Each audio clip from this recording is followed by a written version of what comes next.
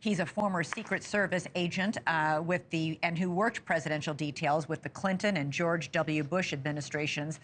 Thank you so much for joining us. We just heard one of the congressmen, a Republican, another one as well, a Democrat, who also a combat vet, said there is no substitute for being on the ground and seeing the layout of the land and the buildings for themselves. What might this delegation learn with a trip like this? Good to see you, Elizabeth. I think a lot can be learned. It's one thing to see it on television and kind of have an idea of how things unfolded, but being on the ground allows you to stand in the place that the former president was standing. It allows you to be on top of the roof to see, the line of sight that Crooks had. It just lends a lot more credibility to the questions you're going to ask. And if you receive an answer, you can relate it to something that you've actually seen, you've touched. Right. And so I think it's really important that they did that. Several Secret Service agents, we believe at least 5, including the special agent in charge, have all been put on leave for their actions that day. But it took nearly 6 weeks for that to happen. Why? That's a long time. I would have anticipated it being a little sooner if you're going to put people on leave. I think what happened there is the agency did their mission assurance investigation, and that's where, them going on leave would have stemmed from that investigation. Perhaps it took them some time to get to that point.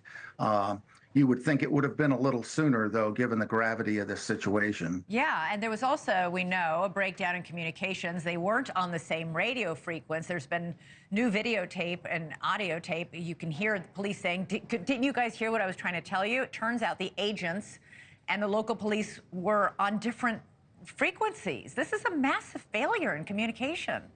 Mind-boggling, Elizabeth, mind-boggling.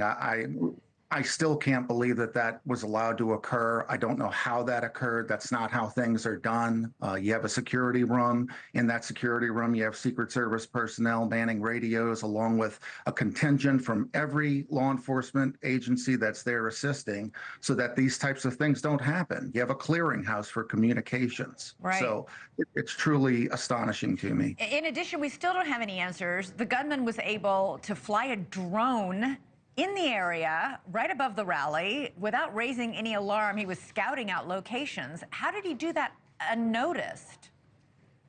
Shouldn't have happened. That's the bottom line. That building is way too close to where your protectee is going to be for it to be left unrestricted. And it seems as though it was just completely unrestricted. People could come and go from the building as they pleased.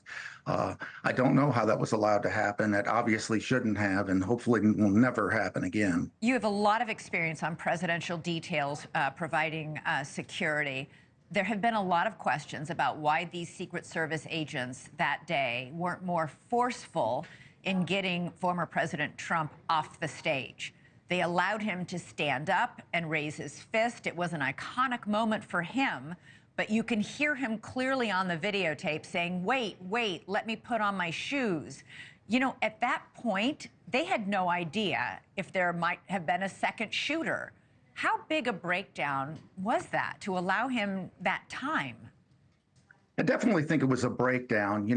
When he's down below the ballistic shielding, he's safe. You want to assess him quickly to make sure that, but there's nothing. But he stands up and poses for several seconds. Then he stands up and poses, and I have mixed emotions about that. In that moment, I don't know what the agents were thinking. I really don't.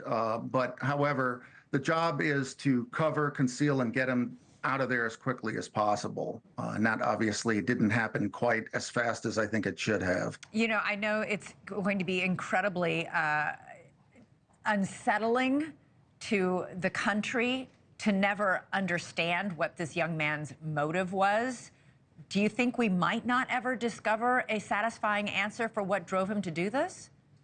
It's possible, but I don't think so. I think at some point with the investigation into him, speaking with family members, people that knew him, I do think we'll arrive at least an idea of what his motivation was here. I don't think we'll just not know at all. Have no idea. So. I don't know. We've got other assassinations, other mass shootings where the motive still remains a mystery years later. True. I hope this isn't one of them. Donald Lane, always Well, great to talk to you and hear your thank you. expertise. Thanks so much for watching. Go to joinnn.com to find NewsNation on your television provider. And don't forget to click the red subscribe button below to get more of NewsNation's fact-driven, unbiased coverage.